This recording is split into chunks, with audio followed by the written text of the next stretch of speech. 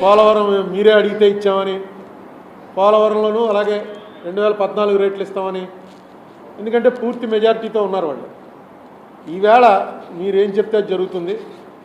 మీరు దాన్ని జాగ్రత్తగా ఆంధ్రప్రదేశ్కి అనుకూలంగా స్పెషల్ కేటగిరీ స్టేటస్ విషయంలో కానీ, పోలవరంలో కానీ, విశాఖ స్టీల్ ప్లాంట్ విషయంలో కానీ, రైల్వే జోన్ విషయంలో కానీ, కడప ఉక్కు factory, Dugarajapatnam port, Kakinada petro complex, ఒక అగ్రికల్చర్ యూనివర్సిటీ, షెడ్యూల్ 9, షెడ్యూల్ 10లోని ఆస్తులు, ఇవన్నీ కూడా మీకు ఆ సమర్థత ఉంది, మీకు ఎందుకంటే ఎక్స్పీరియన్స్ ఉంది, అందరూ తెలుసు. అక్కడ ఈ సమయంలో మీరు రావటం, ఇంత పెద్ద మెజారిటీతో రావటం, దీన్ని ఆంధ్రప్రదేశ్ స్టేట్కి అనుకూలంగా మార్చేటువంటి ప్రయత్నం మీరు చేస్తారనే నమ్మకం ఉంది. చేయడానికి కావాల్సిన శక్తి మీకు రావాలని కోరుకుంటున్నాను. వచ్చాడండి మా ఉండవల్లి తాతయ్య. చంద్రబాబు నాయుడు గారు ప్రమాణ స్వీకారం చేసిన రెండో రోజే వచ్చి పాపం అపరమేధావతనాన్ని ప్రదర్శిస్తున్నాడు అనమాట.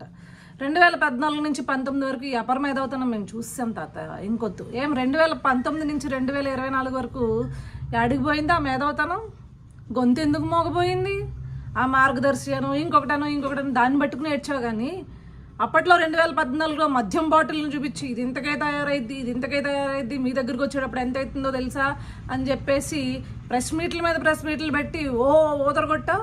మరి 2019 నుంచి 24 వరకు జగన్మోహన్ రెడ్డి మద్యం రేట్లు పెంచినా, లేకపోతే సొంత డిస్టిలరీస్లో మందు తయారు చేసి ఆ మందు తాగి ఎంతోమంది చచ్చిపోయినా ఏ రోజు బయటకు వచ్చి మాట్లాడలేదే?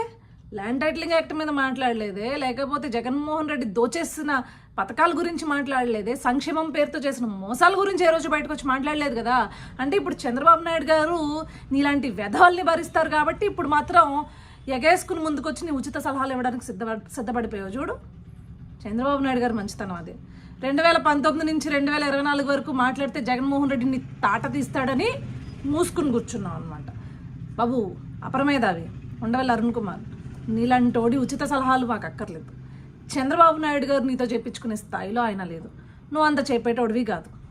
రాష్ట్రం కోసం ఏం తీసుకురావాలో, ఎలా నిధులు తీసుకురావాలో, ఎలా పెట్టుబడులు తీసుకురావాలో ఆయన కన్నా అవగాహన ఉన్న వ్యక్తి ఇంకొకటి లేడు. ఫస్ట్ ఆఫ్ ఆల్ రాష్ట్రానికి ఇప్పటివరకు ఏదైనా అభివృద్ధి జరిగిందంటే ఆయన హయాంలోనే జరిగింది.